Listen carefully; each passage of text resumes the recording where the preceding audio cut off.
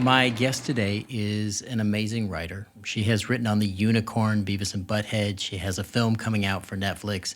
She is a comedian. She is a multi-hyphenated talent, and I admire her very much. And so I have brought today Eden Dranger. Hi, thank you so much for having me. I'm so happy to have you. I met you when you were writing on The Unicorn. Right. In our business, kindness sometimes goes unnoticed. Yeah, definitely. And so I was struck not just by your ability from a comedy standpoint, but the ability to be funny and then be kind at the same time, which don't always go together. Yeah, you'd think, but yeah. And I'm like, that's a beautiful gift. Yeah, totally. Coming into this, I know you started kind of young, right? Not as young as you. Yeah, not quite, but you started as a young person coming into this business. Yeah, I mean, being from LA, it was all around me, at least theater was. Right. So, and I was very aware of, the arts and stuff, so. What was the moment when you knew you wanted to be in entertainment? I wanted to be I have a doctor set. And I was like, oh, maybe I want to be a doctor. But then I was really grossed out by actual things. And I was like, I just want to play a doctor. I like playing, I want to play a lawyer. I want to play this. And I would play that with my dolls or whatever, or my teddy bears. And I thought I wanted to be an actor. I was doing all the theater at schools. After school, I did Lee Strasberg when I was a teenager. I actually did a lot of background work when I was 19 for a lot of Nickelodeon shows because I looked 12 and they could work me the long hours. Yeah. And I looked young enough to be on those shows. So I did a lot of that. But it was also a weird time. It was kind of the early 2000s. A lot of the things this was before streaming and things like that. So there were 7 channels, very limited of what was being made. So the auditions I would get, it was very limited, and I just didn't like what I was reading. And then I went to college and I studied theater and film, which I thought was really cool. The concept of going to class, we had a film class where we go to class and then on Tuesday nights we'd actually go to watch a film. And I thought that was just awesome, just to watch a film as part of school. And I just kind of fell in love with the whole process of it more. The behind the scenes of it. And I also started to get into improv comedy and stand up. And I just liked having control over the material. And I realized that was a much better path than trying to become an actress, which didn't really feel fulfilling. And also I just felt like the chances and the odds were not in my favor. I'd go to castings and there was 70 women who just looked just like me or some variation of me. And we're not that much better or worse than me. So I was like, this is like winning a lottery, getting a part. But I thought that if I could just sit with an idea and play God in a way, play with the dolls and create stories, that's probably more interesting to me. I started to do stand-up and I didn't really like the grind. It's not an easy life to just No, it's not what people think. Drive 2 hours to Brea and then do 8 minutes and then drive back. Yeah. Or Irvine or some other suburb. And you don't get a lot of money even if you do get paid. Yeah, people don't realize you could go to these small gigs and there's a bunch of people in the room here who have done that. Yeah. And it's a grind. You have to really love that grind. You have to love it. You really have to. But that's also the industry. It's long hours. It's a lot of tedious work. You have to really love the process. I loved getting up on stage and writing jokes and workshopping and all that stuff, but I didn't love the driving and all that. I didn't love hanging out in green rooms and schmoozing and talking to producers and trying to get stage time and also last minute stuff. And so I was like, this isn't for me. But I did have a lot of comedians would come up to me and would ask me to punch up their sets. And I was like, maybe that's what I need to do. Maybe I have a knack for fixing other people's work. So naturally, I was like, well, what can make money from, writing can. Yeah, so that's kind of how I ventured into writing. I'd still love to act one day if someone would have me. Well, I think you have great timing. And I think that's a skill that doesn't really go away. Yeah. But it is a very special skill. And I don't think in the outside world, there's lots of people who can be funny in a moment or funny in a certain situation. but to deliver consistently and have that timing, that's a rare skill. So Yeah, I mean, some of the best actors were comedy people, and I think there's a reason for that. Look, acting is difficult, but it's way more difficult to make someone laugh on purpose than it is to like just make them sad. Agreed. I agree. So yeah. So being a writer, what was the best part of that for you? Is it the delivering the joke? Is it creating the story? Is it creating kind of like playing with the dolls?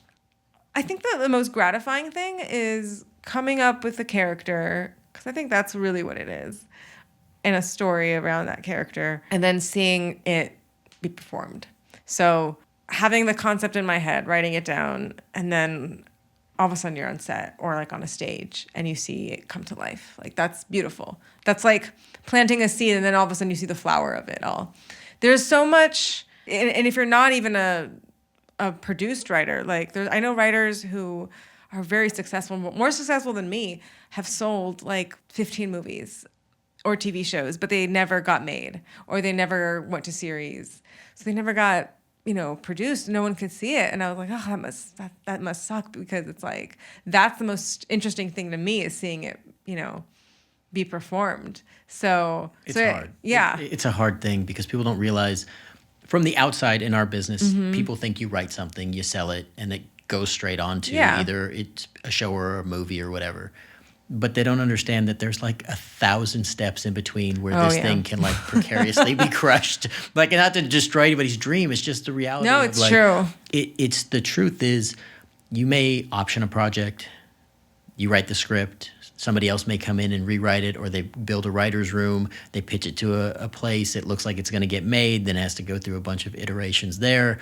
Somebody may drop out, or the person who was attached, that is the performer, does something silly or dumb or something else, or ends up off because of conflicts. And then next thing you know, you have to start the process over. Right.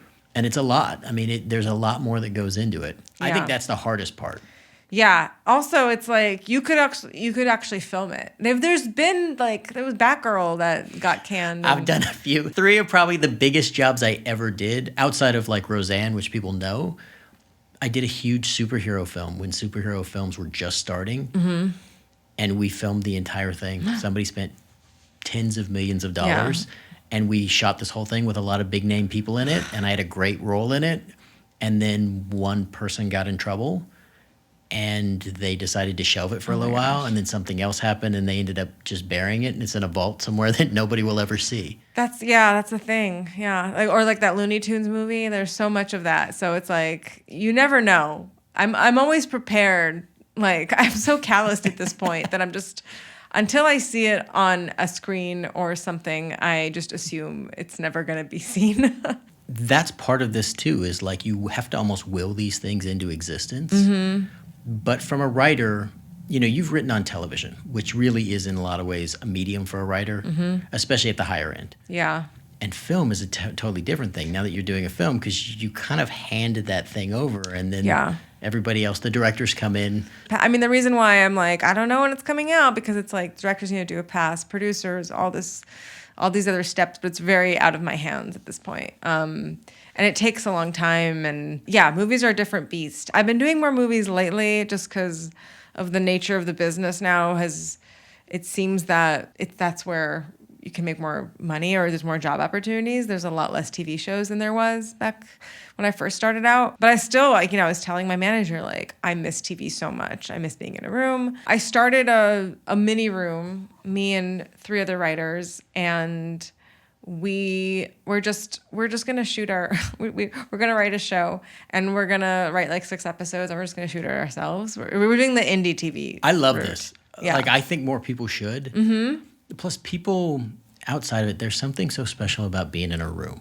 A writer's room is like a sacred space for me, because you pitch everything, and you can have a brilliant idea, and then the person next to you does something completely different with it and just blows your mind, and you just go, I would have never thought of that, right? Yeah, so totally. My it's almost like cross pollinating and like splicing trees together. Right. Going back to the same analogy of like, you see the seed, and then all of a sudden the seed starts to grow and it turns into something. And then the next thing you know, you look at it and you're like, we have something I never imagined would have such a beautiful flower. Yeah, totally. The hardest part of that too was that usually when you go into a room, you're like thinking, oh, you already have like a show in place. The show is sold, so it's a lot of familiarizing with what was already in place. But this, we just really were like, we miss being in a room, we miss TV, we don't want to just write a script and it just sit in our laptops and collect dust. We want to see it made.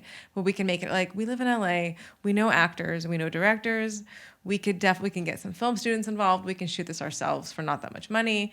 Let's just shoot 6 episodes and put it on YouTube. And like not like a web series, not like 15 minutes or whatever, like 25 minutes, like a sitcom. But the hardest part was coming up with what's the show. Like we had to do it from scratch. So that took us like a few months to just figure out like what is the show about? Because we also have limitations. Like, all right, we don't have a big studio. At least not yet. So where can we shoot? What do we have? Who are actors we know that are available who are game for this? We couldn't write like a spoof of like Game of Thrones. We just don't have that kind of budget or the VFX or all that stuff. So it had to be like grounded in some way. And, but also we all had to agree on it and agree that it's fun and there's many episodes that come out of it. So yeah, it's been really gratifying to do. And we're almost done writing the pilot and then we're gonna make it. So, and there's a lot of indie TV production companies popping up now. So there was a show that they basically did the same thing we did, but they were not even in Hollywood. Like we're all professional writers. This TV show called Mount Mystic Rangers, which is like Reno 911, but with like park rangers. And they just put it on YouTube.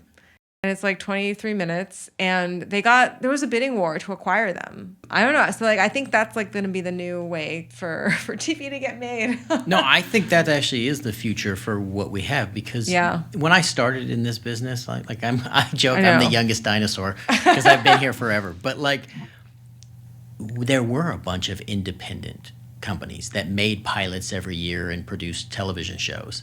And we've gone away from that system. Mm-hmm. But now with YouTube and other resources is you can distribute your stuff. And I think it's an incredible thing. I tell young people now, when I started, it was hundreds of thousands of dollars.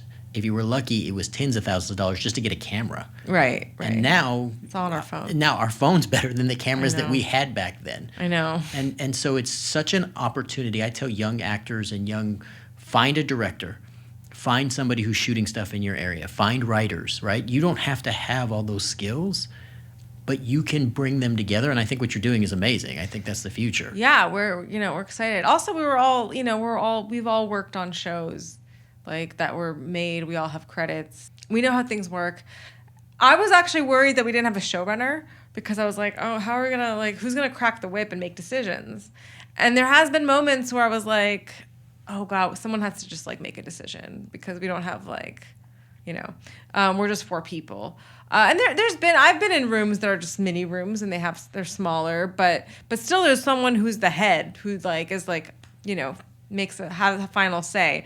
But we don't have a final say. But we've been really good and we're all professional and we're lucky that we also trust each other. I think it took a while for that to happen, but in a normal room, at least, I feel like there's a lot of pressure on not the showrunner, which for people who don't know about the hierarchies of a writer's room, that's the final boss, and they hired you most likely. And they run pretty much everything, and their say kind of goes. When you say final bosses, it can feel that way too. It's not even just for the writers; it's for the actors and the directors, and it's everybody answers to the showrunner, which is an odd thing because the showrunner is usually a writer, mm-hmm. and I was talking to a friend of mine who's a pretty accomplished showrunner, and he was saying how when you have a show on the air, every department wants a piece of you. They want, hey, how many people do you want in this bar scene? And it's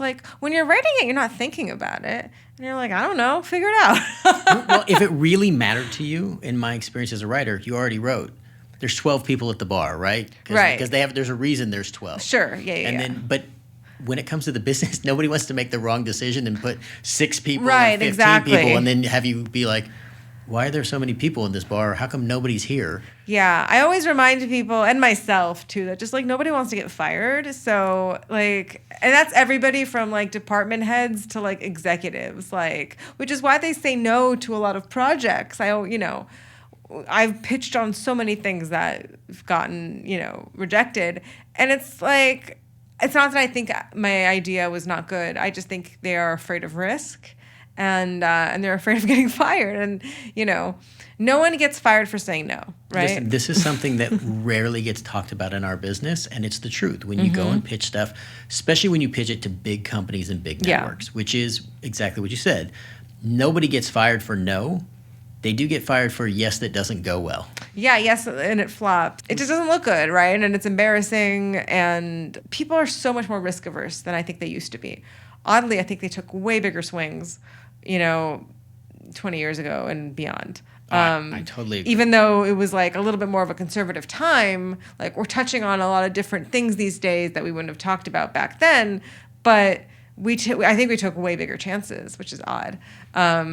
Everybody's so scared these days to take big swings. I agree. I mean, I look at our show from Roseanne, right? Is when I look back at television history, there are subjects that were talked about normally in the 70s that we couldn't do in the 80s that now no one would come anywhere near them. But at the same time, you can use language that we were not allowed to say. So it's like you can use more foul language and be more gratuitous, but you won't tackle the big social subject. And I think that's where you connect with people because that's what people are dealing with in real life. I mean, I'm not an exec, and I would do things differently if I was. But it's. I think that's just the thing is like that people are really afraid, and there's all these mergers too. So like, it might not have nothing to do with the material itself. It's just like that all these higher ups are getting shuffled around, and they want to make the safest choices. As a creative person, my mind doesn't gravitate to the safest choices. I don't like writing something. I mean, look, when you're staffed on a show, you kind of have to do what the showrunner tells you, but when I'm writing a show, just like, like I recently, like before the holidays, I went out with a show idea. And we had a showrunner attached. I thought it was a really cool idea. And we were rejected by everybody. And I don't even think it was that, like, unsafe. But I don't want to I don't want to create a show that's, like, safe to me and boring. Yeah, I don't think it was unsafe, I would say. But it was genre bending. And I think some people are just also nervous about that. If they had another show that didn't go well like that, it's like... they'll find a reason. They always do, so... It's my favorite is you go in and they tell you we're looking for bold. We're looking for different. We're looking for something innovative, right? Sure. And then you get the first level, they're like, yes, this is amazing. And then like you get to the next level, they're like, yeah, it's pretty amazing. And then about the next level, they go, oh, well, it's kind of different. And then all of a sudden, next thing you know, you get to the higher levels and they're like, do you think we could make this kind of like another show that's been on recently? And you're like, I came because it was bold. Right.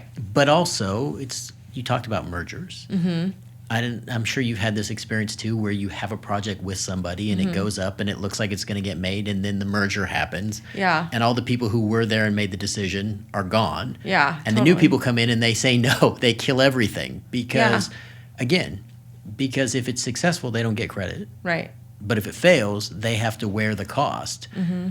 And again, I'm like, the project's good. It didn't change. And like you said, like, they want the same. They really do want the same, but they claim they want different. And a lot of times they'll tell you like, oh, well, we already have like a cop show. It's like we already have a medical show, and it's like, yeah, how many medical shows do you need? Like, I always tell people too. A lot of people would be very nervous to write something that has a subject that's familiar to people, and it's like, there's like 80 cop shows, there's like 80 medical shows. Like, don't be afraid of like, oh, you have like one, they'll find its thing. Like, if you really love what you're writing and it's not boring to you, then that's what you should be writing. Well, and there's always a new way to look at something. Right. Is the way I look at it as a writer, right? Like, you're creating a world. So when you create a world, they're not supposed to look like all the other ones, right? Yeah. They're supposed to have some kind of synergistic, like, kind of baseline thing that people can relate to. Mm-hmm. But the reality is, why would I want to watch the same thing over and over again? But I do understand the corporate side, the business side that has kind of taken over the business in some ways, because it's like, show me the thing that's already worked and I'll just invest in that. I know. But that's not art, and it's not creativity, and that's not pushing anything and Right. advancing the technology, right? Like, we have technology now we never had. We have stories we've never had. We're Yeah. experiencing things right now in our world and our country that no one has ever seen. Mm-hmm. And to think that the story shouldn't evolve with that, Absolutely. Yeah. the audience has evolved. The audience has evolved. I think our attention spans have evolved. Like, we don't, a lot of people don't want to slog through, when does this get good?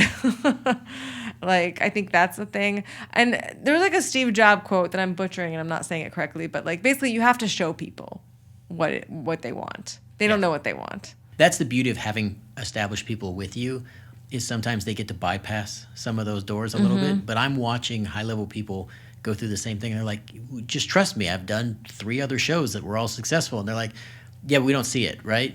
And, Right. And it's why I think a lot of the pitch packages, which for people who don't know, like whether it be a pitch deck, which is kind of like the outline and some visuals of what it looks like, or, a show Bible, which really kind of defines where things are going. As a writer, you kind of have to show a lot. I think you feel like you have to show a lot more work now than you did in the past. Yeah, in the past you'd have a pilot and that's it. That's like really it. And now it's like, oh, you have to have a showrunner attached and an actor attached and a producer.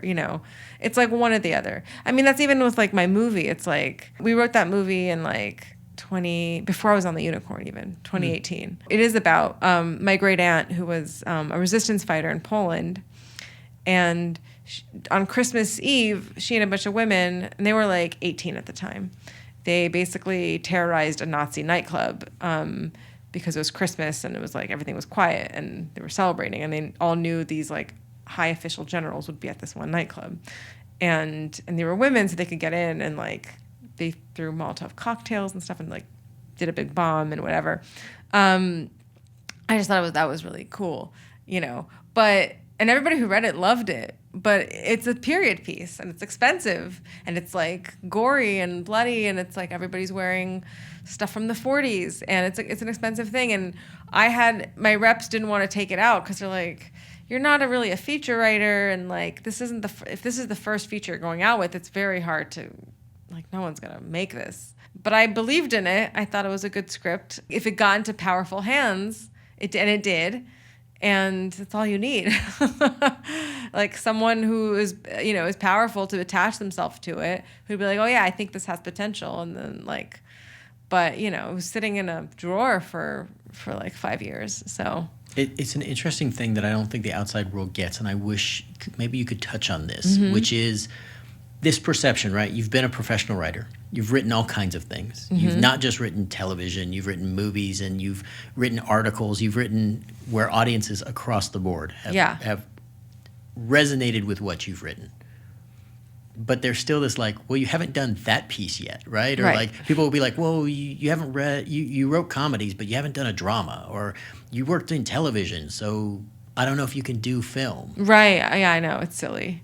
And it's a weird dynamic. I don't ever like to pigeonhole anybody because I like this is why I also like writing other things. I started writing because that, for example, that show that we took out didn't get bought anywhere. I talked to like a book agent and they were like, you should turn it into a book. So now I'm writing it as a book. And it's weird. And I don't love writing books as much as I love writing movies or TV shows. But it's a cool muscle to flex. And it's like, why not try, It's like, you don't always have to run. You can also swim. And yeah, the writing the book is like, there's a monumental portion of that you have to kind of accept, but it's also a different tone. Yeah. It's weird. On some level, it's fun because it's like, oh, I can get into someone's head, which you don't really do not really in like a normal script. But I was reading a lot to prepare for it, And like I just remember like just like reading like a novel and being like, I don't care what the trees look like. It's like I'm not thinking of that right. stuff. Like get to the point. Like what's happening? Like I still have my like cinema brain on, where it's like show don't tell. Like why we don't care what these little details are doing. Right. Like so it definitely took a mindset shift. But also it's fun because like especially if you're a TV writer. I think the biggest difference between TV writing and movie writing is like TV is very character based. Like people forget what the plot is of like their favorite shows, but they'll remember the characters and it's all they come back every week because they get very attached to the characters. They want to see what shenanigans they're going to get into. If you've got like a really good character mix of people, it doesn't matter what the show's about. Like you could throw anything at them and it's, that's really the beauty. Movies are just like, yeah, you need character, but you also need a really good story to take them on a journey. And it's limited, right? My point was like, I get to spend more time. If you're writing a book, you can really spend more time with this character and you can get into their heads a little more and, see what they're thinking, and which you don't get to experience really on TV. They're moving too fast, right? Yeah. Because this week turns into next week, turns into the next one. Yep. Now, of your characters that you've written, what was the character that was the most fun for you to write for so far? Well, definitely Beavis and Butthead. Yeah, they were, because it's just funny for them. It's like, because also when you work on that show, usually Mike Judge is in the room with you, and he's a great laugher. Like he'll laugh at anything. Not that to say he's not picky, but like he'll laugh at a lot of things, which is good. As a comedian, it's good. And as a writer, it's good because it's a validation. Right. Especially a comedy writer. Comedy rooms versus drama rooms must be so different because it's like, if you go to a comedy, like a sitcom room, and like nobody like laughed at your pitches. Yeah, it's a you're rough. like, oh. It's like going on stage. Yeah, and having it's a bad exactly audience that. where, because like sometimes people outside of comedy don't always know, but sometimes your stuff's good because you've done it multiple places, right? And like this bit works. And you go into a room, and for whatever reason that night, whatever's happening in the world or whatever, like maybe people are just angsty that night, like sometimes, or the person before you will kill, and you'll come out and you're just not what they expect, right. or like you got to find them. Like good comedians, I feel like eventually kind of find the room no matter what. Right.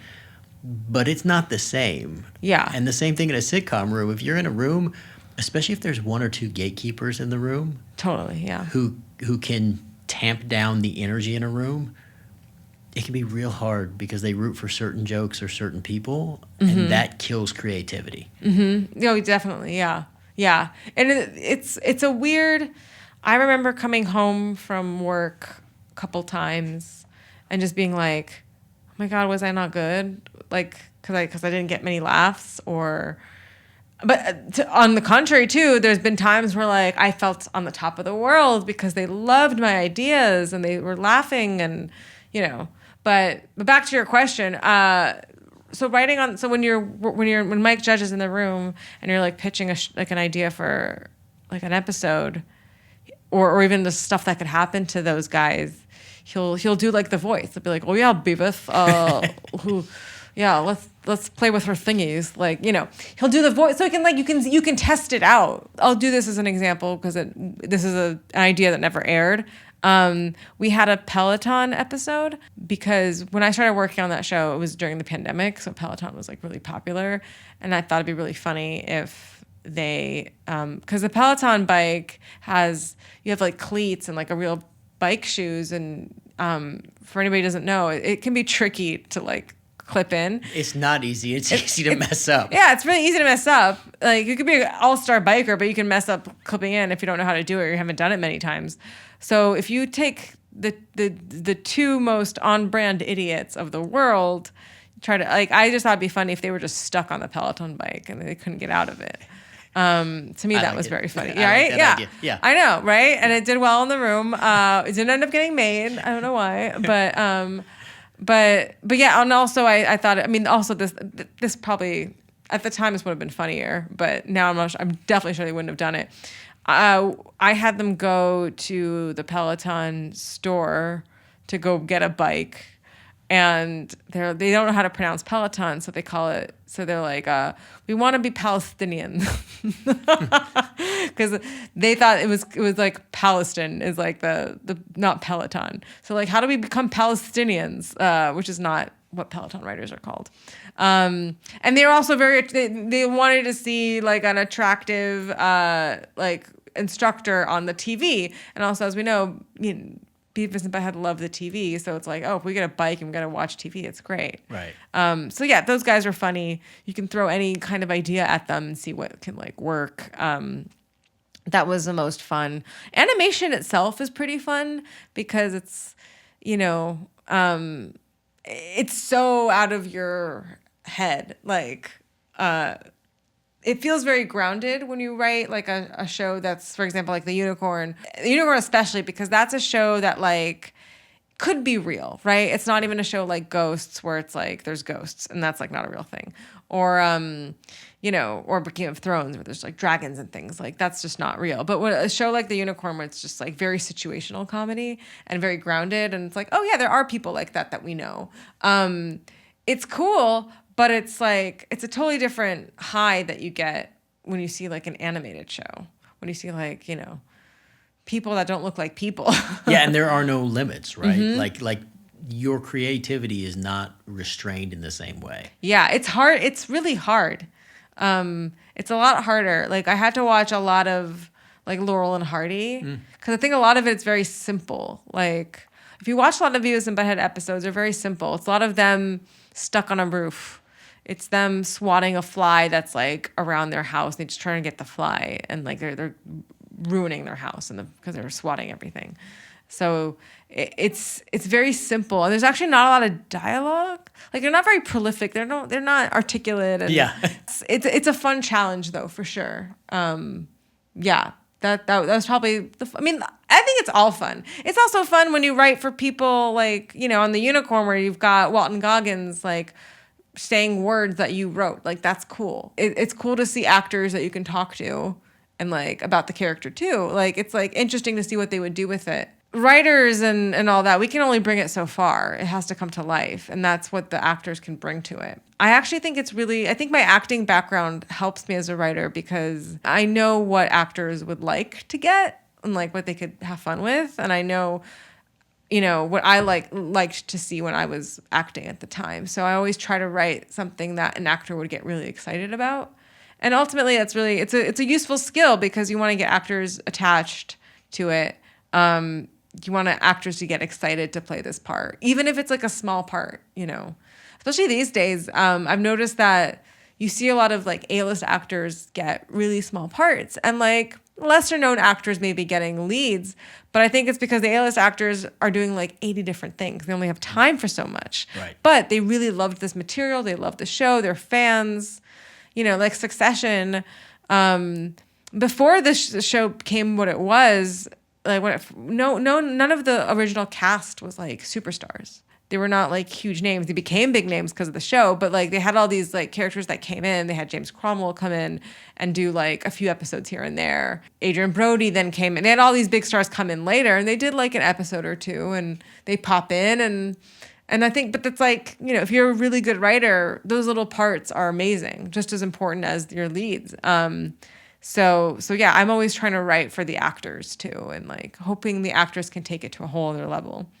I think that's one of the things that has changed in television, because it used to be that those small parts were character actors, right? Exactly, actors, right? Yeah. And now you can get a superstar to do that thing because it doesn't take up that much time. Oh yeah. And if it's written well, people get excited because actors love to act. I can tell you right now, when I it's the gift of being a writer is same thing. I try to be conscious of like what I give people, but as the actor, I'm always like, nothing makes me happier than when I deliver your joke. Yeah. Like, and then it's like, okay, that joke did well. Can I make it do great? Yeah. Can I deliver a different way? Yeah. Or like, is there a way to heighten this? Yeah. And there's times, and this is why I like being on set too, is that sometimes what's in the script isn't working. And it's like, even I'll give this example from The Unicorn. It was like the last day of the episode I wrote on, it was Friday. People want to go home. And I think Rob Corddry was doing a scene, and we were just like not feeling the scene so much. So I was like, I just remembered that we were talking about other jokes in the room. So I just fed him some jokes that didn't make the cut in the script.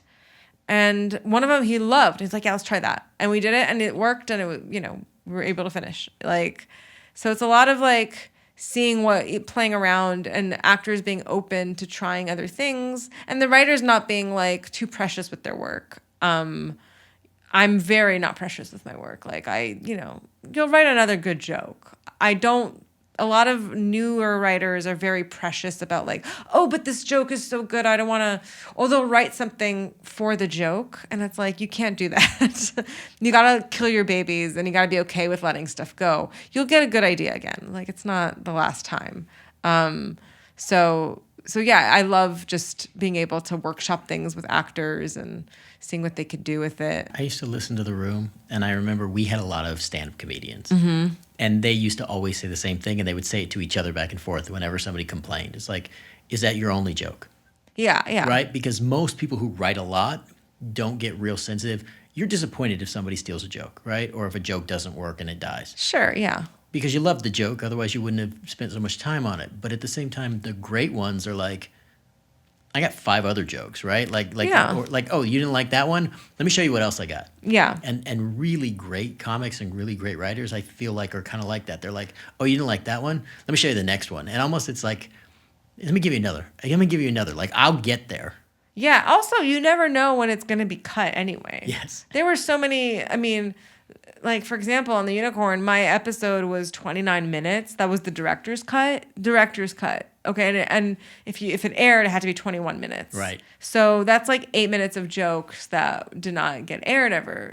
So it's like it might be said by someone, and we film it, and no one will see it. Listen, my whole years on the Connors was literally that, because we had 45 page scripts. Yeah. Oh my gosh. We were 9-10 minutes over. We were cutting an average of 6 to 8 minutes.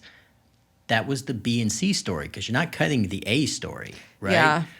And in that scenario, I can have the best joke in the world. Right. But if the joke is between my great joke and John Goodman's great joke or Laurie Metcalf's great joke, if I was editing, I would pick their joke anyway.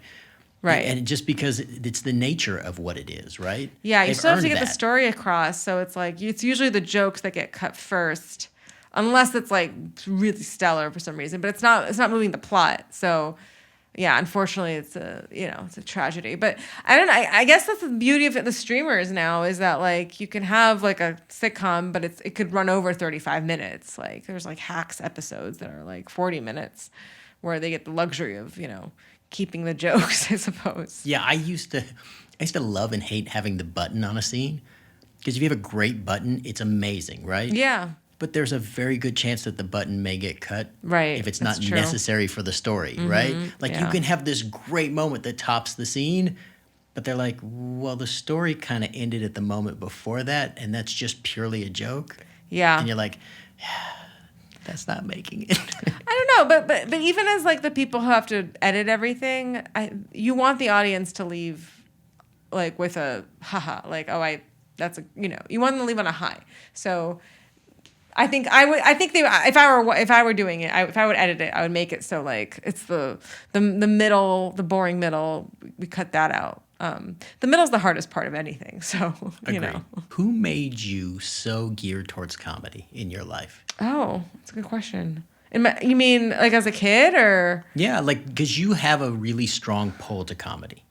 I do, but it's weird because like lately I've had a stronger pull to like horror and like thrillers and stuff. Like all the stuff I'm writing now is like gritty and Is that because you've grown or because the world has changed? No, I think it's cousins with comedy. I think it's about setup and punchline. And it's like the same thing with thrillers is you set up this, it's about a build up and it's like, and then you release and then you do the scare.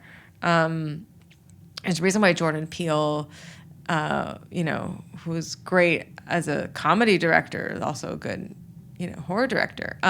Charlie Booker, who's the creator of Black Mirror, used to be a comic book writer. I think they're just cousins. I mean, it's all entertainment. So, I'm always I like just like writing what's interesting to me and what's what I have something to say about, I suppose. But I think growing up, I loved. My dad liked a lot of TCM and old stuff like Laurel and Hardy or Charlie Chaplin and Danny Kaye, which is really Yeah. deep cuts Fantastic. for people. But I was gonna bring this up my dad. because Okay, yeah. you talk about your dad a lot. I do. And I love when you post these pictures. Yeah. Do you want to tell people why? I just Sure. look like the crazy guy who posted a random picture, but it No, really has no. meaning to you. It does. So my dad helped engineer this guy. These inflatable tube men that you've probably seen in car dealerships and mattress stores, they premiered first in the 1996 Olympic Games in Atlanta. And the Olympic Commission wanted them for the closing ceremonies. And my dad worked for this like balloon guy, and he didn't know how to make it like, engineering wise. Cause it's like before they were what they were, you would think like, how do you get that? And they had a lot of failures because at first they would rip. The prototype of it was actually, the fabric was sailing fabric because it was the only one that wouldn't break with the wind. Because it could and it's like a lot of times they would just kind of fly and like be all limp. So you really needed like an engineer to help, like, okay, what's enough torque and like other big physics words, how do we get that? And like the Olympic Committee wanted them to be 100 feet tall, which is like crazy impossible. Yeah. So like they like, could you do like 50 feet? And they're like, okay. They're like, it's not like physically possible to do that. But so my dad helped to do that. And he passed away in 2012, and he sold the patent too, although his name is on the patent when I like Googled it. So it's not like I'm an heiress to also the guy who has the patent, by the way, is not making a ton of money because also a lot of the ones you see, they're just like one tube and it's like, and then the two arms and stuff. The ones that my dad created with this guy, it was bipedal. There's two of them. So apparently that's like a difference. And there's not a lot of money in them really, but they're cool. And it's a cool story to tell people. And I get texts sometimes from people I haven't spoken to in a while just because they see one and they think of me. And I'm like, that's nice. It's like, That's me. I see them. Yeah, and exactly. And I think of you all the time. Because Exactly. whenever I see one, I'm like, people like, think of me. and, like, Yeah. And I know how much you love your dad. Yeah. Like when you speak of him, you kind of light up in a special way. Oh, that's nice. and I'll say this as a dad, I think he would be incredibly proud of you. Oh, that's so I nice think to hear. There's a lot of things that you do that are, again, I go back to what I said at the beginning. You do comedy with kindness, and that's not always the way it's done. I mean, I feel like I'm mean in private or in my head. Listen, but you may be like not mean. I'm like a little bit of a misanthrope in my head. Like I'm just like this person. But I definitely don't want to be that to anybody because I don't want to get that as a person. You're right. So it's like I never would emanate that. Also, there's so much like gross stuff in the world and already. Well, I'm gonna lean towards you're kinder than you're giving yourself credit Okay. for. Because you also did this thing of trying to create a way for creatives to survive financially, because so many of us are struggling. Yeah, it's a really tough time. I mean, it always has been. A creative job's always been. The starving artist is a known concept for a reason. Go look at old episodes of like Mad Men and you see it. But especially now with the industry being what it is, I just know veteran TV writers who are like, well, what do I pivot to another job? What do I do? So you started a Substack, right? I did. I basically, I just also remember getting my first job in the industry and getting paid a weekly amount that I had never been paid weekly in my life. And I saw my peers, not all of them at all, but like some people would get a new car. It's crazy. I've loved crew members and writers and production people my whole life. And I remember from the time I started at 6 years old, they'd shift the schedule and everyone would be losing their mind because they counted on that paycheck every single week. Yeah. And I'm like, you're a week from disaster. I know. All the time. And so you started this. Yeah. Also, there's so much. I never like. I don't know why they don't teach us in high school, but there's all these like tax incentives that you could do to help. I didn't know anything about investment strategies when I was young. Even now, like a lot of it's just like me learning about it too. I'm also when my parents died young, I didn't have a will. My parents did not think they would die young. Most people that die young are not prepared. So it's like, how do we get those things in order? How do you take care of a parent who's not all there, who has like dementia and they have bills to pay, things like that. So I just like kind of wanted to give it in a digestible way to any creative, not just writers or actors, but just like if you have an unstable job, a lot of jobs now because of AI are people like a lot of tech jobs are going away, a lot of coding jobs. So jobs are just like not stable, that are not like doctor, lawyer, or whatever, People don't know the basics of it. And it's like, even if you learn the basics, it's really hard to understand. It's all jargon. And you can ask ChatGPT to explain it to you. Right. But the crazy thing is like ChatGPT's wrong a lot of the time. And I don't mean to, like, I'm not trying to come for them, but it lies. They call them hallucinations. Yeah, they do. As I worked in AI for a little while, and like I have a very bizarre background, but I worked in AI and we worked on a bunch of these projects.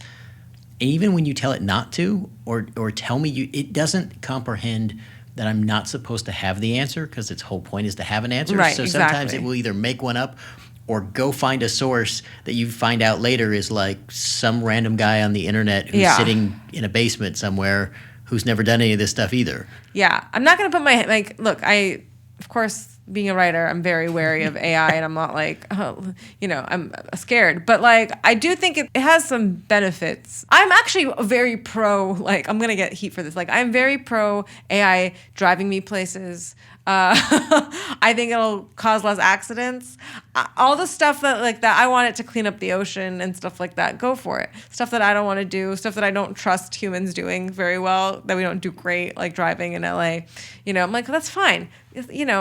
Drive me. But like stuff like this, especially financial advice, I'd be so wary of using AI. Very scary. Also, it's like not just AI, but like a financial advisor. Like you have to be very careful with who you trust to get advice from. So I'm never preachy about anything, but I just want people to be aware that like, okay, this is what things look like, and I don't think it has to be complicated. It is complicated, but I think there's a way to look at it that's more digestible. And I just want, creatives to feel prepared. And I also just noticed that like I have a really hard time writing and being creative when I'm stressed. And money is like almost the number one source of people's stress. Agreed. Even if you have it, it's very stressful. It's like they even did this study where there's like a sweet spot where like if the certain amount of money you have is not as stressful for you. But like if you have too much money, it's stressful. If you have not enough money, it's stressful. Like they're different kinds of stress, but there's still stress. So if I could relieve that from people's head, that makes it so much easier to be creative. Like if you're thinking like, I need to write this thing. I was doing this for a while. Like I was trying to write something that would be commercial. That would be like, what I needed this to sell. Yeah, we've all fallen into that as creative people. Yeah. Where you're like, I have to sell something, so I have to write what people want. Yeah, this is why actors do commercials. They're like, I gotta pay, I gotta pay my children's college tuition, so I'm gonna do an espresso commercial. Like, and it's fine to do that. I'm all for selling out to support your life, But it's like, it's not a great place to come from if you're trying to be creative, to have that like stress of like, I got to do this thing because this is how I need to survive. So if you've got your financials and orders, if you don't go crazy when you get a big paycheck, also you don't know when that's going to be your last paycheck too. I've lived with the instability of this for a long time, and particularly like on the Connors, I never knew when I was going to work. Yeah. And I didn't know, they basically kept writing my character out. And I had 2 kids in college. Yeah. I'm trying to figure out how do you navigate this. So every paycheck, I'm trying to stretch as far. And then people are like, why don't you get a car? Why don't you? I'm like, Because that's not my number one priority. Yeah. And if somebody's getting a car, as most parents know, it's not me. It's going to be one of the kids because they need it more than I do, right? Right. And so you end up in that weird space. Yeah. And it's one of those things I love about Not So Starving Artists is I look at it, it's not even just for artists, right? Like I think anybody could use this. I mean, you give us advice that is based from entertainment perspective, but it's so brilliant from the standpoint of I think everybody struggles financially. And no one taught us how to do any of that. Yeah, and people also don't like talking about it. It's not like a subject you bring up with your friends very much.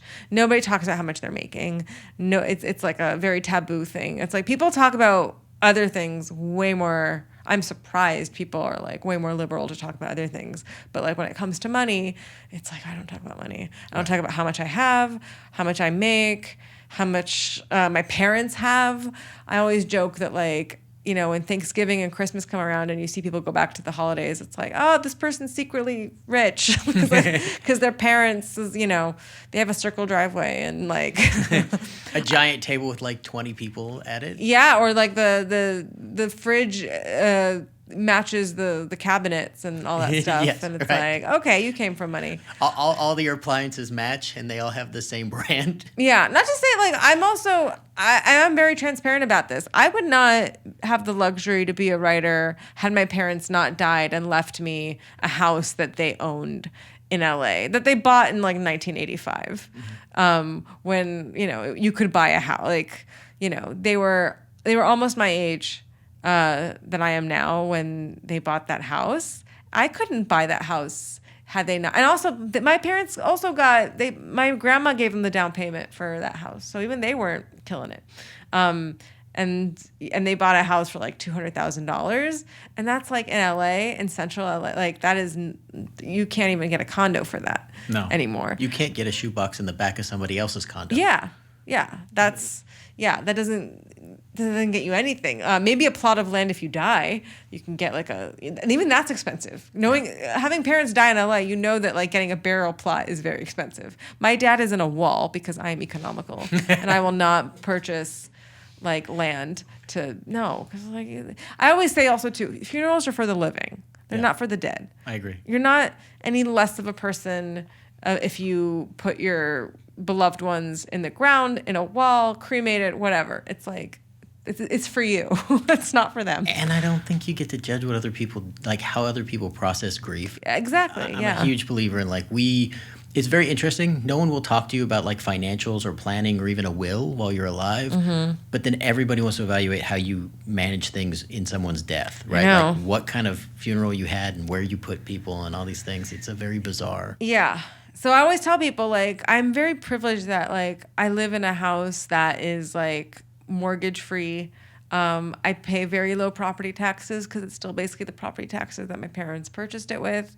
I would not be able, like, I could not fund my lifestyle on this, like, kind of budget had I not come from LA. And, like, when people are, like, feel bad about themselves that they're, like, don't live in LA or having just trouble making it and surviving here. And it's like, I probably couldn't if I was just in a very privileged position that my parents are not alive. So I inherited their house and I'm from here. So it's not like I can go back to Kansas or wherever I'm from. That is a privilege that I have. And I have friends who are, who parents are wealthy, they have the luxury too of this, like, well, if I don't get work, my parents can pay for me to stay here in LA. So I just like being very transparent with people that, like, well, a lot of times people are where they are, not necessarily because they're successful.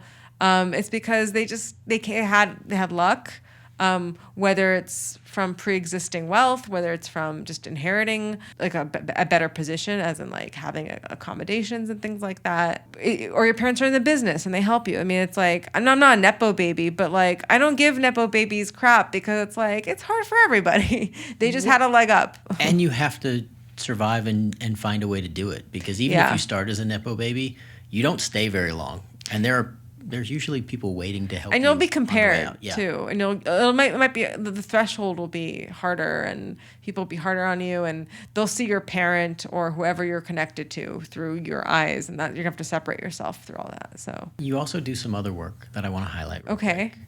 because you're a women's health advocate. Oh, yeah, yeah. And I don't think people talk about this area enough. Do you want to talk about some of the organizations you're involved in? I mean, I'm not currently with like one particular one. I have the BRCA gene, which is the same gene Angelina Jolie has. I think even Christina Applegate has it.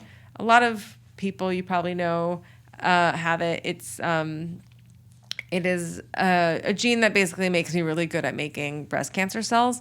So I had a mastectomy when I was 27, a preventative double mastectomy. So usually I'm very open about it and I talk about it because I want women to, that's something that we could do to prevent cancer, and a lot of medical studies are done on men.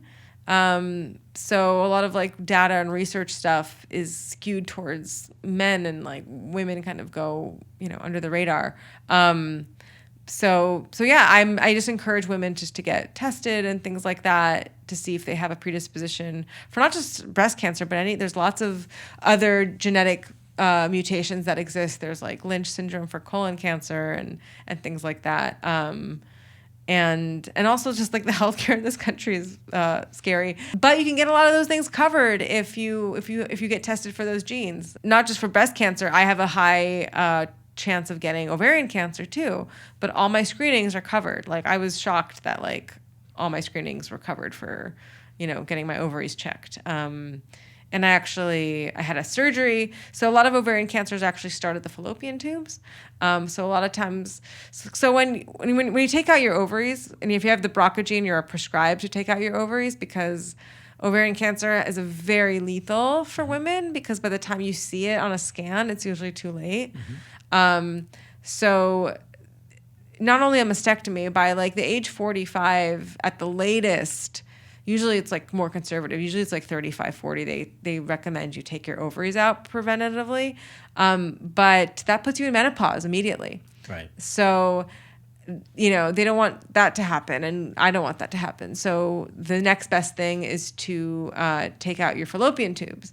And for people that have the gene, like 88% of the cancers originate from the fallopian tubes. So it helps it makes the doctors more liberal, but by when they want to take your ovaries out. So now I'll probably wait till I'm in my later 40s to take them out. So I had my tubes taken out last year, which is also great because it's like, birth control too. But it was all covered by insurance because I'm tested for it and stuff. And it's also a very simple surgery if you even want it just for birth control's sake. It's a very simple, I was in at like 7. I was already home by before noon. I was walking around. I ran a week later. I'm a runner, so I took a week off of running, but I was running a week later. It's very, very simple surgery. The mastectomy is a little harder, I would say, but even that's not a big deal. I think it's important that people realize all the health stuff. I do think all of the things in our lives contribute to us being better writers and better people. Oh, yeah. Overall. And I think, we use it. Yeah. But I think it's important. The script that got me, a job on the Unicorn was a script about a young girl who gets a mastectomy. It's like what Nora Ephron says, everything is copy. Right. Not that we should all be writing about. A lot of people are like, I'm not interesting. I have nothing. I'm not weird. I don't have something weird about me. And that's fine too. But you can relate to something that is weird. So you just do that. Well, I don't think anybody's normal. I don't know what normal is. I always think this idea, everybody's like, oh, I kind of have a normal life. I'm like, well, that's terrifying because I don't know what normal is. No. Yeah. And anybody who tells me they're normal, I'm a little sketchy we all about, have a little story. Suspect. Yeah. That's kind of a strange, there's nothing remarkable about me. I'm like, this is the house I might not want to go to for the holidays, right? Right. But yeah, so I always just advocate for that, and I've done a lot of I've done it less now, but there was a big push when I was younger. I would go to talks and things like that and talk to people about it. When you look back on your career and you have a lot left, right? But if there was something, yes, you do. If you could go back, is there something that you wish you could do slightly different, or if you had the knowledge you have now, what would you do different? I would, like what I'm doing with the indie TV show. I would have done that straight from the beginning, like no gatekeepers, just Right. write and make my own stuff. Yeah, take your shot. Yeah. Now I'm all like, even now it's like, ugh, the schlep. But like, because I'm older and I'm like, my knees hurt. The hard part as you get older is you're more experienced, but you also have more responsibilities, right? And the people around you have tougher schedules. So it's harder to get your friends together and make something. Totally, yeah. But when I was young, I had so much energy and I would just make stuff. I think it's easier because the people around you are. It is and it isn't. I don't know. I've noticed a lot of actors, and you can probably identify with this. Like, I think actors, at least that like the work, are horny to work. Always. Yeah. Pretty much name a time and a place. And it's not for the money. They want to act because it's like, I can write. I can go home right now after this and go in my closet and write. Yeah. I can do it at 2 a.m. I can write whenever I want, right? But like actors, you need an audience. You need a director. You need like all this setup to get the chance to actually act. Yeah. So even if it's like you're doing a play in someone's backyard, like I think like true actors are like, yeah, I'll do that. Like, oh no, we're absolutely like they're horny to act. Yes, and we are insatiable. Like there is no question about it. But you need material, right? You need material. It's a whole setup. You need a setup somewhere, and then you need people to come. And then you need that.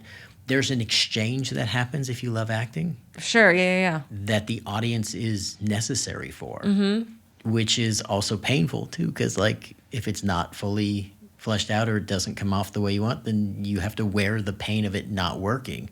But yes, we are insatiably horny for like any moment of let's get on stage or let's do something. Exactly. So it's like, I think that I would have taken more advantage. I didn't think I realized that at the time, but also now I feel it more because there is so much less work for everybody that like you see A-list actors doing like short films all the time. Like, I'm stealing that line, by the way, horny for acting. Like they horny, really are. Because literally, that's the best description I've ever heard. Because even A-list people, especially as you get older, there's less and less parts. Oh, yeah, but you don't get less hungry for it. Of course, if anything, you get more. Yeah, because you're sitting around all day. and you realize your time is finite, right? Well, yes. Although I do think as you get older, which is something that as a writer I don't really get to play around with. It's like, well, you might identify with this too. It's like the parts are different. Very. Like you're not getting this young parts. You're getting, but it's cool. Like maybe you're gonna be like a politician, or like you can get like cool roles that you never even dreamed of playing, like an old wizard. Like there's all these like opportunities to play other parts that like when you're 15 years old you don't get those opportunities, or even 20 years old. No, I tell people that's the beauty. It's why I write and why I direct, right? Because I can write and direct anything. The acting thing is like you move chronologically. Like I can never go back. Like kinda. I can't play that thing, right? Like so that part of the window's closed. It's done. But there's this beautiful part that I'm coming to, right? That I don't even fully know yet. But that will arrive, and the question is, are you ready for that moment when it arrives, or are you fighting to try and pretend you're in the past? Yeah. But I mean, you should embrace it, Oh, yeah, I love it. It's fun. It's like a new thing to do.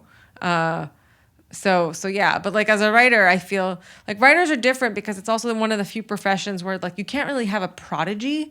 Like there's no like 12-year-old who's just like an amazing writer, like at least screenwriter or TV writer. Like if anything, it's like it's the opposite, because I think you get better with experience, with life experience. Yeah. With like you have to live life a little bit to write well, because it's like, how are you going to write about a love story when you've never been in love? We've seen it a few times where you're like, this person hasn't experienced this, right? Like it just doesn't ring true. Yeah. And I think that's the thing that people can tell. We talk about authenticity in behavior and in like performers get a lot, but there's also that a bit in writers from the standpoint of like, someone who's really been in love, someone who feels that moment, writes it different than someone who never has. Yeah. Because you kind of paint by the numbers, basically, and you go around it. And the truth is, love doesn't look like... We almost never just turn to each other and be like, I love you so much, or there's no big, beautiful soliloquy, right? Right. It's usually something really absurd, or like, oh, by the way, I brought you this, right? Or, I did that thing that you've been asking me to do for 3 months that you yelled at me in the fight. Yeah. Or like something you said and they noticed and they like brought it up and it's like, oh, like I didn't even notice that. Yes. Like, yeah, it's all these little things. And it's just also just, but characters too. It's like, you need to, like, that's why I didn't like the pandemic that much, because I wasn't going out very much. And I was like, I miss eavesdropping. That's where you get good character ideas. Yeah.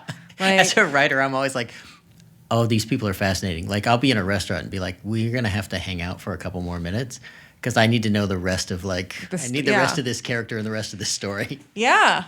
And even this, like, you know, I remember going in an Uber once. I feel like also just not even pandemic related, but I feel like all my friends talk the same. And I went in an Uber once and I was talking to the Uber driver, and he and I just come from completely different worlds, and his cadence and the word choices he was using was so different from what I'm used to. And it was like, oh, I need to be more around that because that's valuable for writing. Like, you know, I'm always with my, you know, stupid fucking artsy friends. Like, you know, there's all my like other screenwriters, other actors, like they all talk the same. And I forget that this is not how people all talk. Like there's different kinds of jobs out there, you know, and different kinds of people out there, you know. There's different accents I wasn't aware of in the world, you know. I'm notorious because I get in the Uber and I basically, for lack of a better term, interrogate. I like to think it's a conversation, but I really want them to talk the whole way. Mm-hmm. And I might be the one, which is what I usually hear, is like, you're the one person who got in the car who wanted to know about me. But I find people fascinating. Yeah. And the funny thing is, like, I just got a message on social media a couple days ago from a guy who drove me to the airport in D.C. like 4 years ago. Oh, whoa. And he's like, I didn't realize you were famous. He goes, like, do you remember? And I asked him about his son, and he's like, I can't believe you remember my son and all this stuff. And I'm like, it was so, like, he cool. had immigrated here. And again, same thing. His expressions, his stories, his accent, like, all of those things were just amazing for me and on a personal level, but also like as a student of this, like that's a character I could have never envisioned before. Right. Yeah, exactly. That's why it's like important for, I always tell people like, I need to write every day. It's like, no, you have to go live life every day. Like maybe you can write some days, but like go and experience life so you can have something to write about. I will give Roseanne credit for this because every once in a while she would tell our writers, everybody needs to shut up and go home for the weekend and raise your own kids so you can come back and write about something. Exactly. When you come back, which was like, go home and live. It's true. Because there's a part of that. Sometimes we fall into the thing of like, I have to write every day. Yeah, no. But you're not living enough to share. Exactly. Also, it's like, I think some of my best jokes and stuff come just from like a silly situation. I mean, even just like, you know, characters you come up with, it's like, oh, I know someone like that, you know. I totally know someone who's just like that. So, you know, you have to go out there and consume life. Yeah. I could talk to you all day. I'm going to give you the big finish. You ready? Great. Yeah, I'm ready. We're going to go rapid fire. Great. Go for it. Okay, so I ask everybody, what is the first thing you look at on the call sheet? I guess my call time. What is the last thing that you want to see on a call sheet?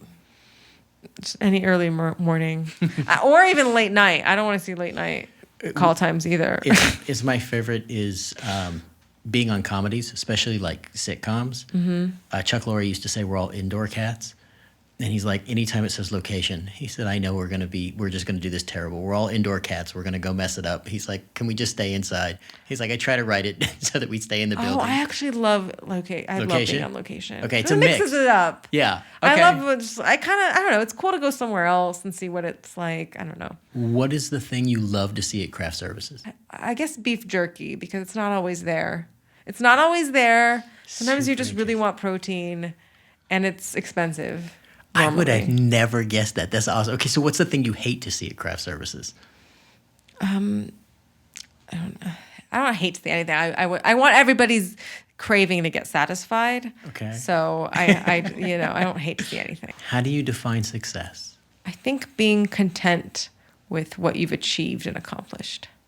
Okay, and how are you doing on that definition? I'm getting there. I think I've had I'd like to be more successful, but I've had success. Like, yeah, I think I've achieved getting even a representation in this town is hard. So And I've had stuff produced. So that's, huge. But of course, you get a little bit and then you want a lot. So I would like a little more, but yeah, It's coming. I hope so. It's coming. All right. What's the thing that you love on a set?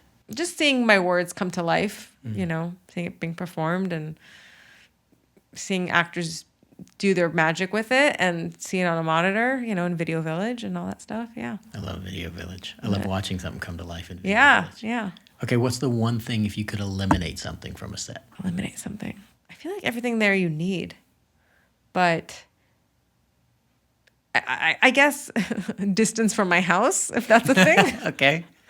If it's just like inconvenient. Okay. Parking, I don't know.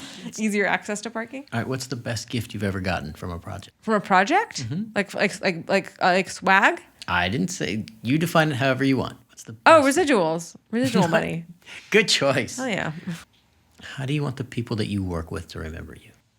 I want them just to remember me as someone that made them feel good in the room and relaxed and feel not judged and feel like they could do their best job with me and they could trust me and they could be themselves around me. Okay, what's the legacy you want your loved ones to take from your life? Oh my gosh. Well, I don't have kids and I don't plan on having them, but I guess people I know, I would just like to be remembered fondly. I don't know. Can I speak to that for a second? Sure.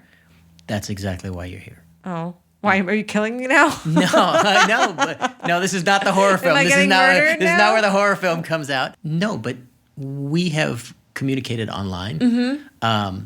You do these posts that I have to say always catch me off guard because I'm such a I don't like the term hopeless romantic. I'm like a very hopeful romantic, and you do these hilarious posts every once in a while. Oh, wait, I know what you're talking about. Yeah. Can I bring one up? Yeah, sure. Can I bring up? Okay, so My shtick? yes, because I love this. You do this every once in a while, but People fall for it. People think it's real. all the time, but I'm always rooting for it to be real. Oh, don't. Because I don't want that. But the thing I would say to you is part of the reason you're here. We exchange messages, but I haven't seen you in person for a number of years.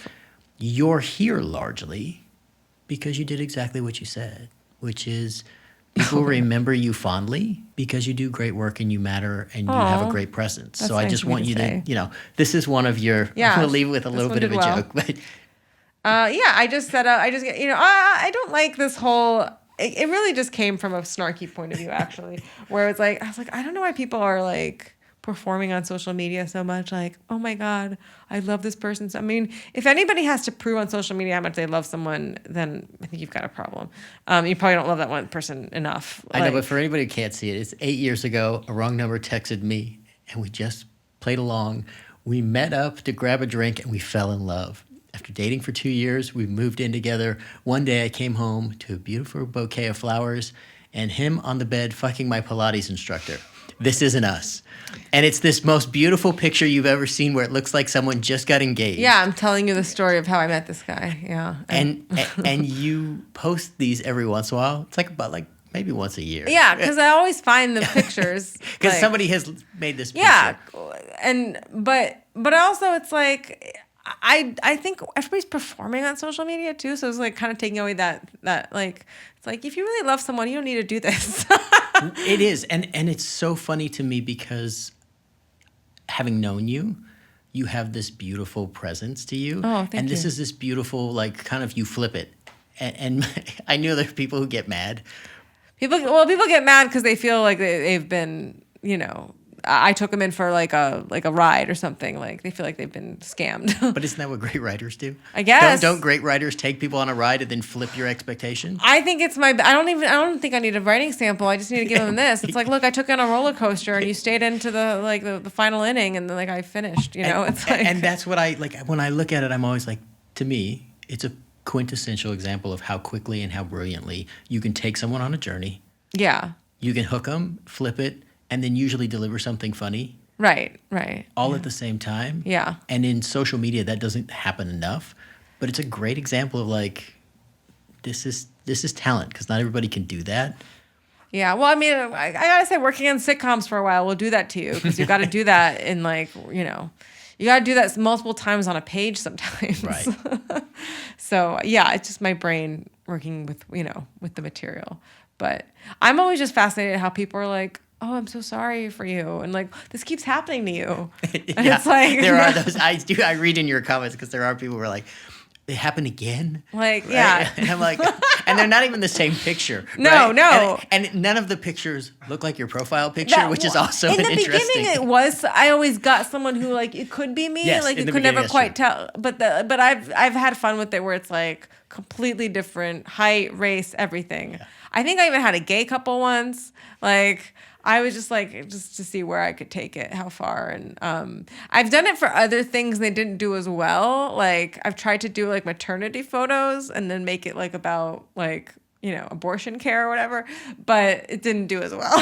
So I abandoned all the other. There's so many maternity photos on Instagram too. They're also very staged and like, this has been the greatest joy of my life, and it's like, really? I think it's beautiful. I'm a old softie in that sense. I'm sure. Yeah. And look, it is beautiful and stuff, but like I feel like on Instagram it's very curated to look beautiful and make people feel bad about their own Yeah, lives. I don't need to I've never understood that part of like the Well, I'm gonna like we're of a different generation than Yeah. what's, you know. People show their kids on like as No, babies all the time, no. and if my mom did that, I would be so mad. no, I never showed my kids until they became adults. Right. We get consent from them. Well, and Yeah. also till they got to the point where I felt like they were pretty stable and safe. Right. And then it was as a matter of fact, it was them showing themselves with me first. Right. Yeah. Yeah. That Exactly. kind Their of- choice. Yeah, and so that's what kind of opened the door. Yeah, as it should be. You know. But I also like anytime I post to pretty much anybody, but especially my family, I always ask them first because I know there's going to be people who ask, and there's stuff that comes with that. Of course. But Yeah. I just wanted to kind of highlight some of the amazing, Oh, like it's so just nice of you. playfulness. Thank and you. The success. What I will say is, I remembered Oh. for years and years, and I remember the way you carried yourself on set. Oh, thank you. And I didn't think it was that special, but This is something I actually like for the audience. Mm-hmm. I think when people do things the right way, I don't think they think it's special because it's just who they are. right. And I think one of the things that people don't give themselves enough credit for is not everyone is like you, or not everyone carries yourself that way. Kind people kind of underestimate that because they come from that as a baseline. Right. It's not everybody's baseline. Well, that was one of my first jobs, and I was very low rung, so I was always also just nervous that like, oh, like, am I doing the right thing all the time? Like, so yeah, I'm glad I at least emanated kindness, you know, at the very least, but hopefully more. Talent was obvious. The kindness was the bonus. Yeah, So, great. Thank you for having me. Thank you for having me. Yeah.